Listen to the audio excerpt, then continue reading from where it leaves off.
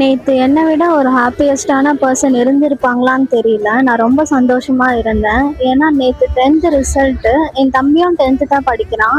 டீசெண்டான மார்க்கோட பாஸ் ஆயிட்டான். காலேஜ்ல தான் நான் ரிசல்ட் பார்த்தேன். காலேஜ்ல இருந்தே வீட்டுக்கு போனதுக்கு அப்புறமா அவனுக்கு ஏதாவது பண்ணி தரணும்னு தோணிட்டே இருந்துச்சு. அவனுக்கு ரொம்ப பிடிச்ச ஸ்வீட் பால்கோவா. அதுதான் இப்போ நான் அவனுக்கு செஞ்சு தர போறேன். என் தம்பிக்கு 2 டேஸா ரொம்ப ஃபீவரா இருந்துச்சு. நேத்து வீட்டில் ஹாஸ்பிட்டல் கூப்பிட்டு போயிருந்தாங்க.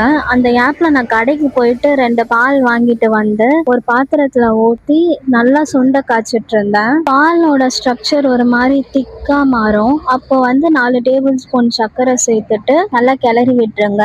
இந்த பதம் வந்தோடனே கேஸ் ஆஃப் பண்ணிட்டு வேற பாத்திரத்துக்கு மாத்திக்கோங்க. டெக்கரேஷனுக்காக கொஞ்சோண்டு மேல நட்ஸ் தூவி என் தம்பிக்கு ஒரு வாய் ஊட்டி விட்டேன். அவன் சாப்பிட்டுட்டு சூப்பரா இருக்குன்னு சொன்னான். 10th பாஸ் ஆன எல்லா பசங்களுக்கும் என்னுடைய வாழ்த்துக்கள். கீழானவங்களும் பயப்படாம திரும்பிய ரீ எக்ஸாம் எழுதுங்க. கம்மி மார்க் எடுத்திருந்தாலும் பரவாயில்ல, அவங்களை திட்டாம அப்ரிஷியேட் பண்ணுங்க. அவங்களுக்கு பிடிச்சதை செஞ்சு சந்தோஷப்படுத்துங்க. இந்த வீடியோ பிடிச்சிருந்தா லைக் பண்ணிட்டு என் சேனல் சப்ஸ்கிரைப்